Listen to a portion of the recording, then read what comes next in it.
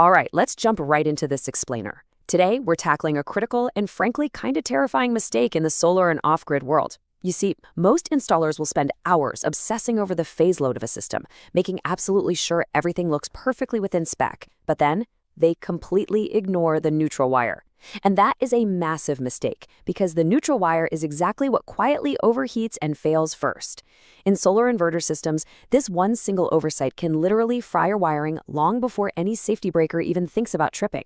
There's this really stark contrast between what we assume is safe and the actual danger lurking inside your conduit.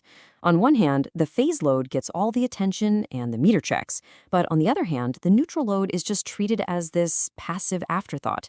It ends up being an invisible threat that's silently absorbing the stress of your entire electrical setup. So, to solve this technical mystery, we really need to ask a fundamental question. Why do perfectly sized phase conductors, installed by absolute professionals, still result in melted wiring and failing systems? It's a paradox that catches even seasoned technicians completely off guard. To get to the bottom of this, we're going to cover 5 key areas: the hidden wiring danger, why neutral is not passive, real-world appliance imbalance, the measurement mistake, and preventing neutral overload. Okay, part 1, the hidden wiring danger. There's this common misconception that the neutral is just some lazy return path for leftover current. But in a typical solar installation, assuming the neutral always handles low current is incredibly dangerous. A lot of folks completely ignore the impact of different inverter topologies.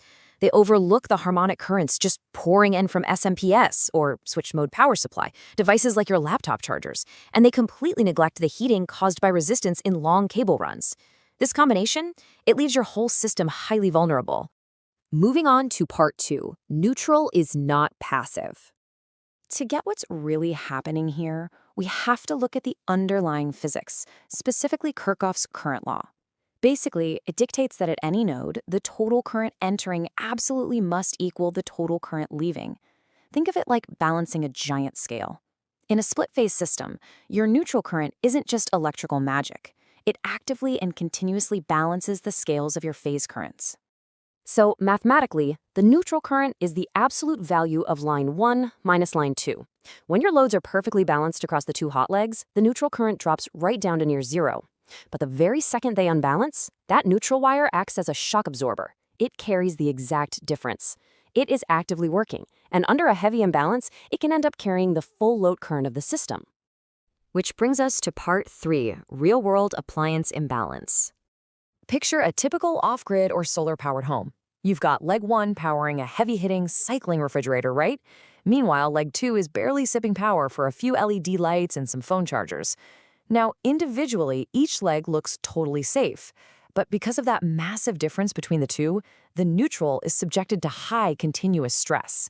It's bearing the brunt of a massive imbalance every single time that fridge compressor kicks on. And honestly, it gets so much worse when we factor in modern electronics. We aren't just running simple, predictable incandescent bulbs anymore. Devices with LED drivers, laptops, and those switch mode power supplies create nonlinear loads. That means they literally chop up and seriously distort the electrical current waveform.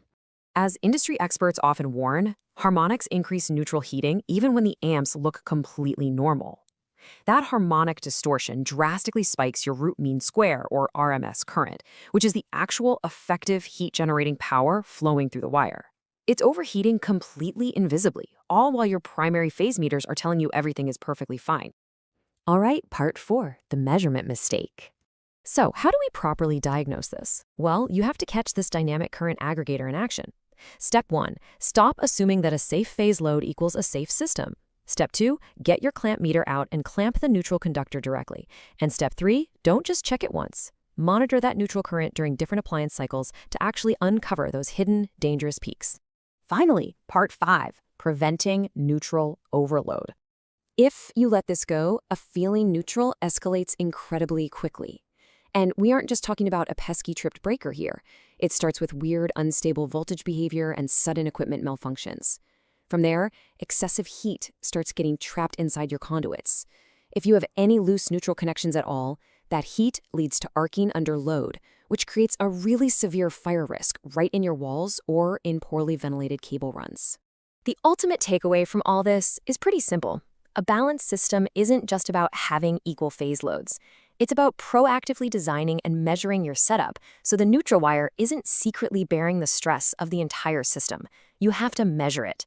Never just assume it's fine. Now, before we wrap up, a quick reminder. Electrical work is incredibly dangerous. You should always consult a qualified professional before you go opening panels or making any modifications to your system. This explainer is strictly for educational purposes to help you understand the theory and the real risks out there. So, I want to leave you with this final thought and question to test your own off-grid or solar setup. Have you ever actually measured the neutral current in your system under real load conditions? Seriously, try clamping your neutral during different appliance cycles and see the invisible truth for yourself. You might be shocked by what you find. Thanks for checking out this explainer and stay curious.